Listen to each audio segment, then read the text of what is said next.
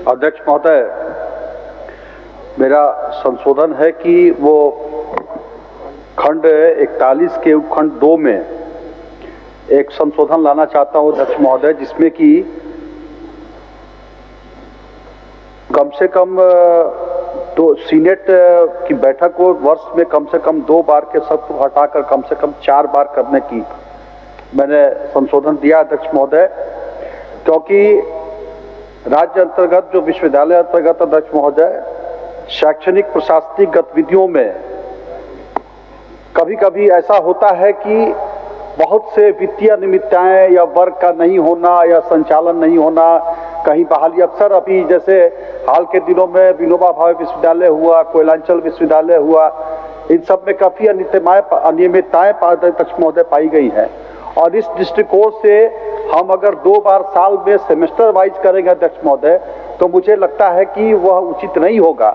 इसलिए हमने कहा कि शैक्षिक वातावरण को और अच्छा बनाने के लिए जो उसमें कमियां हैं या कहीं आवश्यकताएं हैं, उसको समय समय पर थोड़ा और जल्द हम करें। क्योंकि अध्यक्ष महोदय, शिक्षा आज ये देखने को मिलता है कि हमारा सीनेट है, सिंडिकेट है, किसी भी विश्वविद्यालय में अध्यक्ष महोदय वो पूर्ण नहीं है। वो बैठकें तो आप साल भर में भी एक नहीं हुआ था, हम लोग भी सीनेट का सदस्य महोदय, लेकिन आज तक अभी तक विश्वविद्यालय में सीनेट की बैठक में कभी न हुआ है न बुलाया गया है। तो इसलिए मुझे लगता है माननीय मंत्री से आग्रह होगा कि इसको वो 4 बार करे, जिससे कि वो रेगुलर बैठक हो और समस्याएं जो आती है, जो अनियमितताएं आती हैं या छात्रों की समस्याएं हो या शिक्षकों की समस्याएं अध्यक्ष महोदय, उसमें जल्द हम लोग निर्णय लेकर के काम करने का वातावरण वहां उत्पन्न हो। महोदय, मेरा यही संशोधन है। माननीय मंत्री जी। माननीय सदस्य राज्य सिन्हा साहब का संशोधन हमने देखा। मैं 2 बातों की ओर माननीय सदस्य का ध्यान आकृष्ट करना चाहूंगा।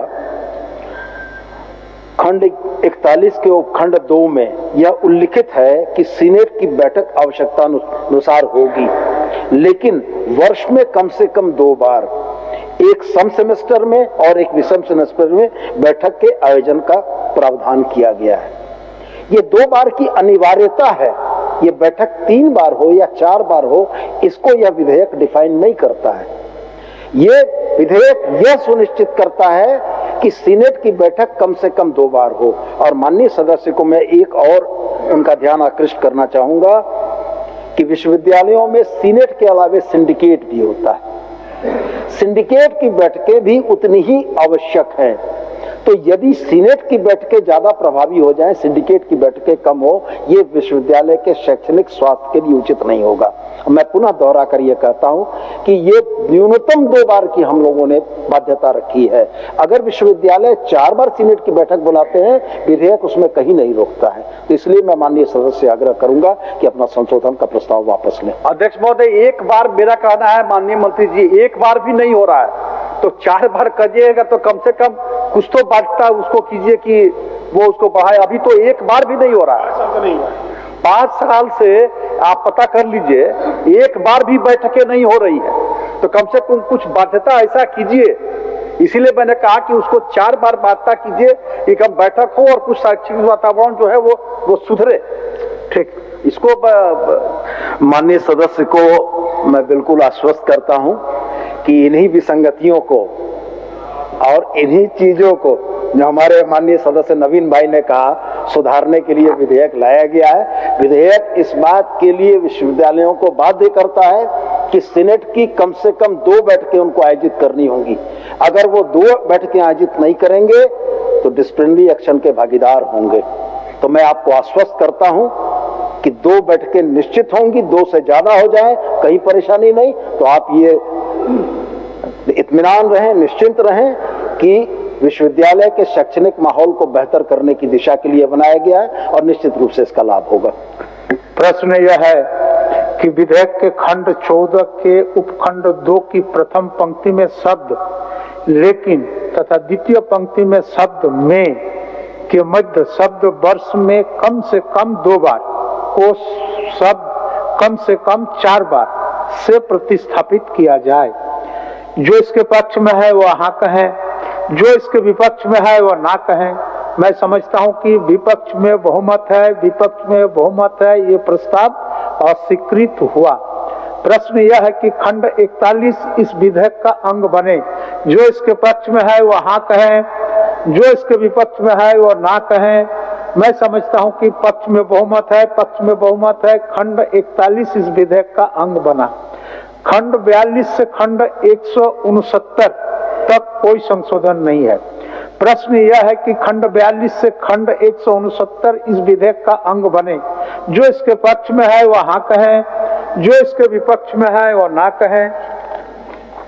मैं समझता हूं कि पक्ष में बहुमत है, पक्ष में बहुमत है। खंड 42 से खंड 169 इस विधेयक का अंग बना। प्रश्न यह है कि खंड 01 इस विधेयक का अंग बने। जो इसके पक्ष में है वह हाँ कहें, जो इसके विपक्ष में है वह ना कहें। मैं समझता हूं कि पक्ष में बहुमत है, पक्ष में बहुमत है। खंड 01 इस विधेयक का अंग बना। प्रश्न यह है कि अनुसूची इस विधेयक का अंग बने। जो इसके पक्ष में है वह हाँ कहें, जो इसके विपक्ष में है वह ना कहें। मैं समझता हूं कि पक्ष में बहुमत है, पक्ष में बहुमत है। अनुसूची इस विधेयक का अंग बना। प्रश्न यह है कि प्रस्तावना इस विधेयक का अंग बने। जो इसके पक्ष में है वह हाँ कहें, जो इसके विपक्ष में है वह ना कहें। मैं समझता हूं कि पक्ष में बहुमत है, पक्ष में बहुमत है। प्रस्तावना इस विधेयक का अंग बना। प्रश्न यह है कि नाम इस विधेयक का अंग बने। जो इसके पक्ष में है वह हाँ कहें। आप लोग हाँ नहीं कर रहे हैं। जो इसके विपक्ष में है वो ना कहें। मैं समझता हूं कि पक्ष में बहुमत है, पक्ष में बहुमत है। नाम इस विधेयक का अंग बना। स्वीकृति का प्रस्ताव प्रभारी मंत्री। झारखंड राज्य विश्वविद्यालय विधेयक 2025 स्वीकृत हो। प्रश्न यह है कि झारखंड राज्य विश्वविद्यालय विधेयक 2025 स्वीकृत हो। जो इसके पक्ष में है वो हाँ कहें, जो इसके विपक्ष में है वो ना कहें। मैं समझता हूं कि पक्ष में बहुमत है, पक्ष में बहुमत है। प्रस्ताव स्वीकृत हुआ। झारखंड राज्य विश्वविद्यालय विधेयक 2025 स्वीकृत हुआ। झारखंड व्यावसायिक शिक्षण संस्थान शुल्क विनियमन। प्रभारी मंत्री उच्च एवं तकनीकी शिक्षा विभाग। मैं प्रस्ताव करता हूं कि झारखंड व्यावसायिक शिक्षण संस्थान शुल्क विनियम विधेयक 2025 को प्रस्तावित करने की अनुमति दी जाए। प्रश्न यह है कि झारखंड व्यावसायिक शिक्षण संस्थान शुल्क विनियमन विधेयक 2025 को प्रस्तावित करने की अनुमति दी जाए। जो इसके पक्ष में है हाँ कहें, जो इसके विपक्ष में है ना कहें। मैं समझता हूं कि पक्ष में बहुमत है, पक्ष में बहुमत है। प्रस्ताव स्वीकृत हुआ। प्रस्तावित करने की अनुमति दी गई। प्रभारी मंत्री। मैं इसे प्रस्तावित करता हूं। यह प्रस्तावित हुआ। प्रभारी मंत्री।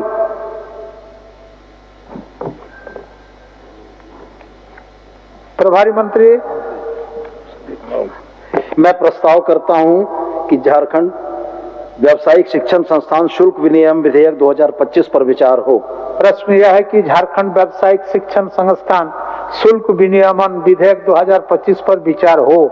जो इसके पक्ष में है वह हाँ कहें, जो इसके विपक्ष में है वह ना कहें। मैं समझता हूं कि पक्ष में बहुमत है, पक्ष में बहुमत है। विचार का प्रस्ताव स्वीकृत हुआ। अब मैं खंड स लेता हूं। खंड 02 से खंड 04 तक कोई संशोधन नहीं। प्रश्न यह है कि खंड 02 से खंड 04 इस विधेयक का अंग बने। जो इसके पक्ष में है वह हाँ कहें, जो इसके विपक्ष में है वह ना कहें। मैं समझता हूं कि पक्ष में बहुमत है, पक्ष में बहुमत है। खंड 02 से खंड 04 इस विधेयक का अंग बना। खंड 05 में एक संशोधन है।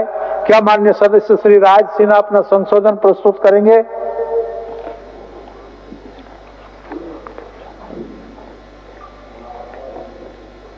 अध्यक्ष महोदय, मेरा पेपर ही छूट गया लगता है। लाए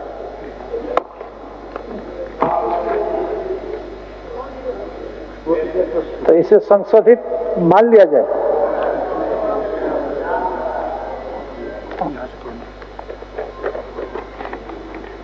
अध्यक्ष महोदय, विधेयक के खंड 5 की तृतीय पंक्ति में शब्द से के मध्यम 3 माह से उसको शब्द को 1 माह में प्रस्थापित किया जाए अध्यक्ष महोदय। अध्यक्ष महोदय, ये व्यावसायिक शिक्षण संस्थान जो है 3 माह अध्यक्ष महोदय बहुत से अव्यवस्था को जन्म देता है, उसकी संभावना बनती है अध्यक्ष महोदय। और इसलिए यह शिक्षण संस्थान में बहुत से उसमें गरीब छात्र भी आते हैं अध्यक्ष महोदय, और इसलिए मेरा आग्रह है कि उसको 1 महीना ही वो किया जाए। प्रभारी मंत्री। मान्यवर, माननीय सदस्य की चिंता से मैं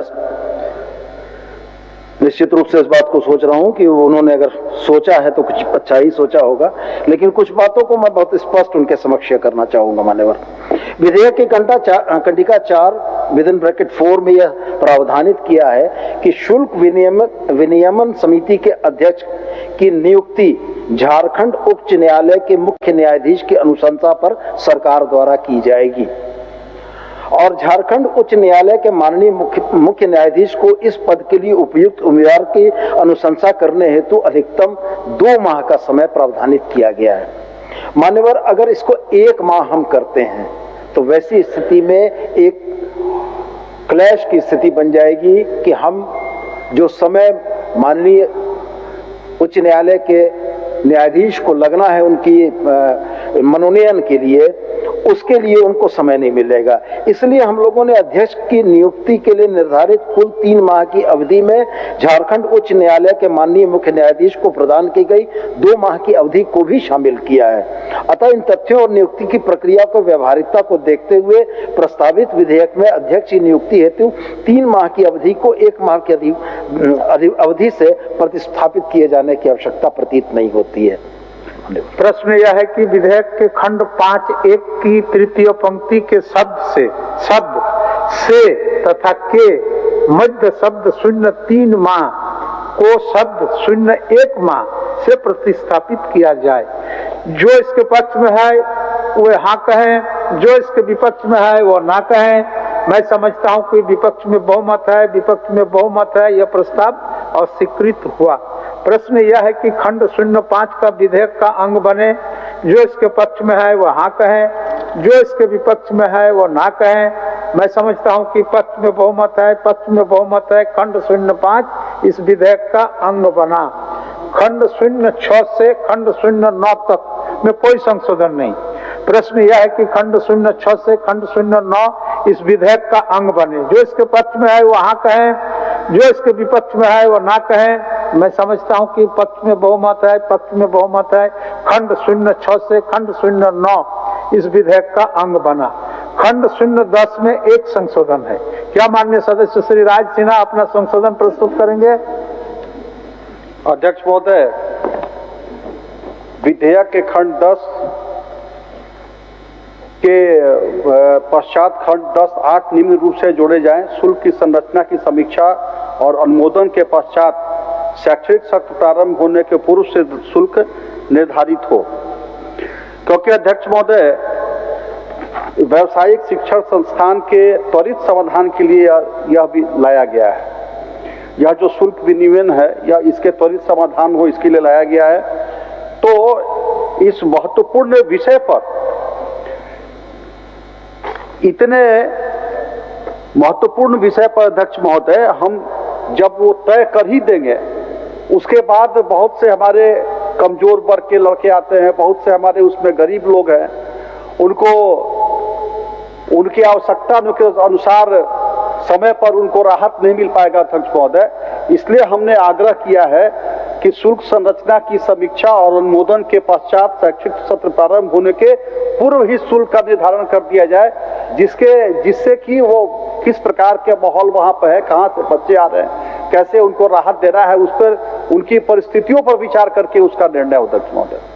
माननीय मंत्री। माननीय सदस्य के संशोधन के प्रस्ताव के संबंध में विधेयक की धारा विदिन ब्रैकेट 2 के अंतर्गत ऐसे प्रावधान किए गए हैं कि कोई भी उच्च शिक्षा संस्थान शुल्क विनियम समिति के अनुमोदन के बिना व्यावसायिक शिक्षा पाठ्यक्रमों में प्रवेश के लिए छात्रों से किसी भी नाम या रूप में कोई शुल्क वसूल नहीं सकता है। जब तक ये अनुमोदन नहीं होता है तब तक कोई भी व्यावसायिक प्रशिक्षण संस्थान, चाहे वो कोई कॉलेज हो, इंस्टीट्यूट हो, वो छात्रों से किसी नाम से शुल्क वसूल नहीं कर सकता है। इसके अतिरिक्त विधेयक की धारा 10(4) के अंतर्गत शुल्क विनियम समिति द्वारा अनुमोदित और अधिसूचित शुल्क अधिसूचना की तिथि से 3 वर्ष की अवधि के लिए संबंधित उच्च शिक्षाओं के लिए बाध्यकारी होगा और इस प्रकार निर्धारित शुल्क दिए गए शैक्षणिक वर्ष के लिए व्यावसायिक शिक्षा पाठ्यक्रमों में नामांकित छात्र पर लागू होगा।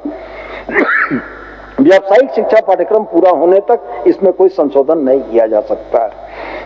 विधेयक की उपरोक्त धाराओं में माननीय सदस्य द्वारा जो प्रस्तावित संशोधन की मूल भावना प्रावधानित कर दिए गए हैं, अतः इन तथ्यों को ध्यान में रखते विधेयक के प्रावधानों में कोई खंड जोड़ने की आवश्यकता प्रतीत नहीं होती है।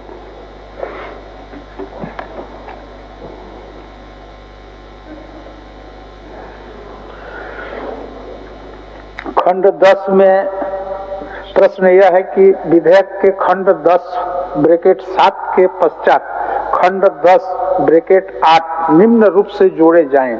शुल्क संरचना की समीक्षा और अनुमोदन के पश्चात शैक्षणिक सत्र प्रारंभ होने के पूर्व शुल्क निर्धारित हो। जो इसके पक्ष में है वह हाँ कहें, जो इसके विपक्ष में है वह ना कहें।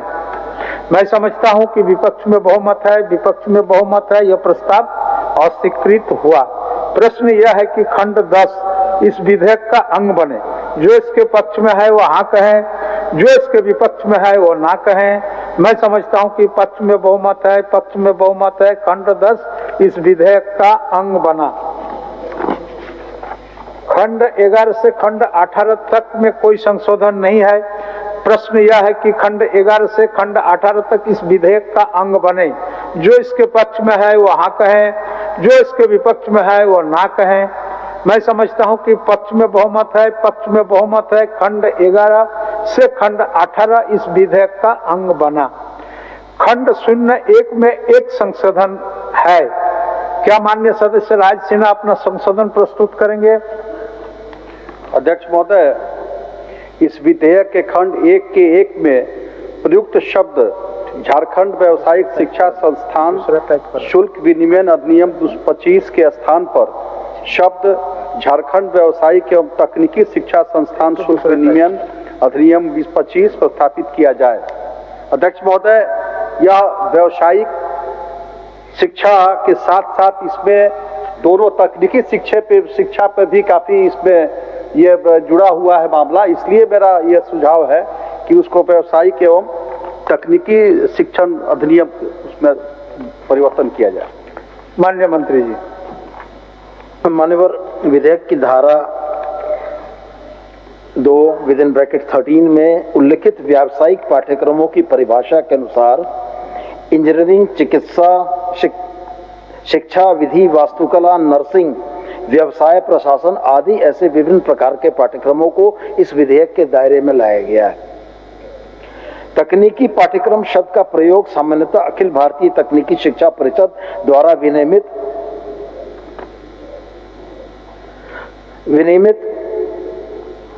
इंजीनियरिंग पाठ्यक्रमों के लिए किया जाता है, जिन्हें विधेयक में शामिल किया गया है, और यह व्यावसायिक पाठ्यक्रमों के संपूर्ण सेट का एक उप समूह है। विधेयक के नाम में व्यावसायिक शब्द के व्यवहार से इसकी मूल भावना परिलक्षित होती है, जिसमें इंजीनियरिंग पाठ्यक्रमों के अलावा चिकित्सा, शिक्षा, विधि, वास्तुकला, नर्सिंग, व्यवसाय प्रशासन पाठ्यक्रम भी समावेशित हैं। इसलिए मैं माननीय सदस्य से आग्रह करूंगा कि विधेयक के नाम में संशोधन की आवश्यकता नहीं है। प्रश्न यह है कि विधेयक के खंड 1(1) में प्रयुक्त शब्द झारखंड व्यावसायिक शिक्षा संस्थान शुल्क विनियम अधिनियम 2025 के स्थान पर शब्द झारखंड व्यावसायिक एवं तकनीकी शिक्षा संस्थान ब्रैकेट में शुल्क विनियमन अधिनियम 2025 प्रतिस्थापित किया जाए। जो इसके पक्ष में है वह हाँ कहें, जो इसके विपक्ष में है वह ना कहें। मैं समझता हूं कि विपक्ष में बहुमत है, विपक्ष में बहुमत है, यह प्रस्ताव अस्वीकृत हुआ। प्रश्न यह है कि खंड 01 इस विधेयक का अंग बने। जो इसके पक्ष में है वो हाँ कहें, जो इसके विपक्ष में है वो ना कहें। मैं समझता हूं कि पक्ष में बहुमत है, पक्ष में बहुमत है। खंड 01 इस विधेयक का अंग बना। प्रश्न यह है कि प्रस्तावना इस विधेयक का अंग बने। जो इसके पक्ष में है वो हाँ कहें, जो इसके विपक्ष में है वो ना कहें। मैं समझता हूं कि पक्ष में बहुमत है, पक्ष में बहुमत है। प्रस्तावना इस विधेयक का अंग बना। प्रश्न यह है कि नाम इस विधेयक का अंग बने। जो इसके पक्ष में है वो हाँ कहें, जो इसके विपक्ष में है वो ना कहें। मैं समझता हूं कि पक्ष में बहुमत है, पक्ष में बहुमत है। नाम इस विधेयक का अंग बना। स्वीकृति का प्रस्ताव प्रभारी मंत्री।